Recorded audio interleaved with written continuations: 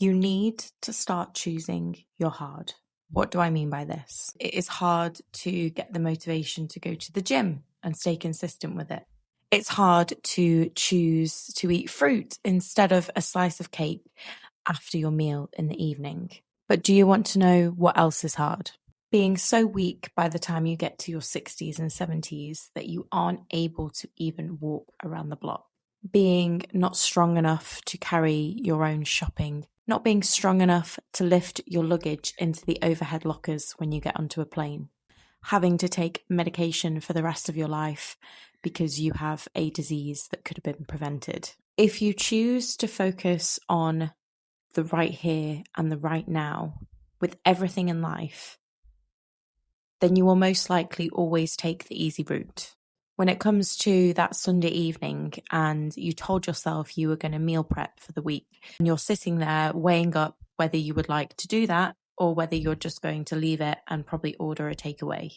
Life is full of decisions. I'm not saying that every single decision needs to be made for the future you. However, we live in a day and age where we are constantly given instant gratification. We can go on our phones, order a meal and have it within half an hour without even having to step foot in our kitchen. We can go on our phones and get an instant hit of dopamine through scrolling on social media. Dopamine, by the way, is a hormone that is supposed to come after you do something hard. It's not supposed to come easy. This is something that I have struggled with my entire life.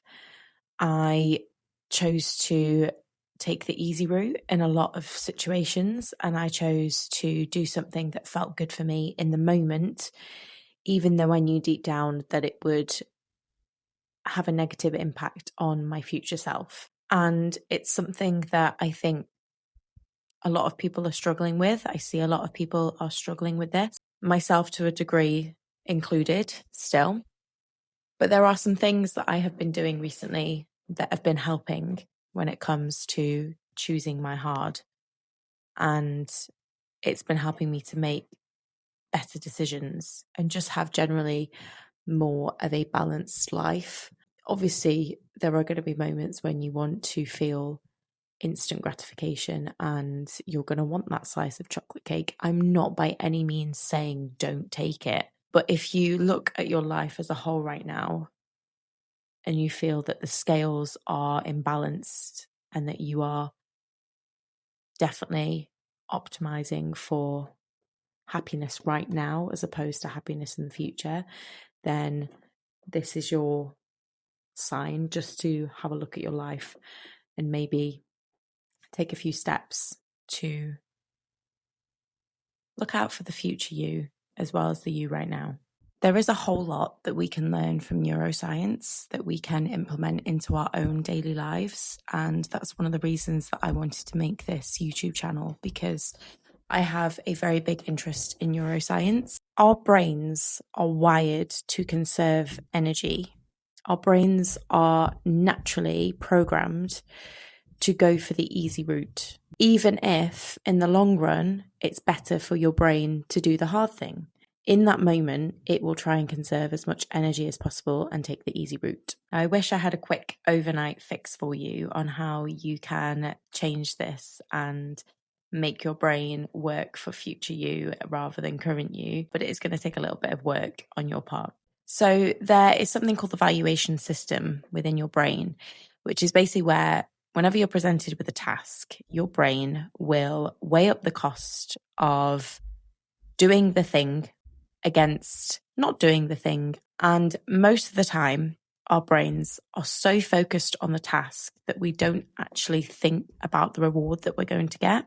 So if I give you an example, if you're thinking about going to the gym, most likely what you're thinking about is needing to find an outfit, then needing to go to the gym, then needing to actually do the workout, then needing to drive home from the gym. It's thinking about all the things that you need to do the actual thing. What your brain probably isn't thinking about is how strong you will feel a year from now if you're consistent, and how much mental clarity you would have and how much better your mental health would be. I don't need to talk to you about all the benefits of exercise, you already know, but most likely your brain isn't thinking about those things. It's thinking about just purely going to the gym. So because of that, the valuation system decides that it's not worth it and you don't go. So what you need to be doing does take a little bit of practice. Anytime you're thinking of something hard that you know you should be doing, but there is friction, you're feeling like your brain is telling you, no, just leave it. Just don't worry about it. We won't do it today. I want you to close your eyes and visualize the payoff that you will get from doing the task. Try as hard as you can to forget about what you're actually going to have to do to get there and just focus on the payoff. I promise you, once you start doing this and you continue doing this, after around a week, you will notice that it comes naturally and that you naturally start to procrastinate less and that you start to do the things that are hard because your brain then gets used to focusing on the reward rather than the task. This also helps to change the neuroplasticity of your brain. So if you're not super into science, just bear with me. Neuroplasticity literally means that your brain can change based on the actions that you take. So if you repeat an action or repeat a thought often enough, it will come natural. That's why if you can force yourself just for even a few days to think about the reward and the payoff rather than the task, it will start to come naturally. There is also a part of your brain called the AMCC. This part of your brain is responsible for willpower. It is the powerhouse of your brain when it comes to doing hard things. And the good news is, this acts very much like a muscle. So just like going to the gym for the first time and picking up weights might feel really hard, if you continue with it after a week or two, it's going to feel easier. This part of your brain, the AMCC, works exactly the same way. If you do hard things often enough, this part of your brain will grow.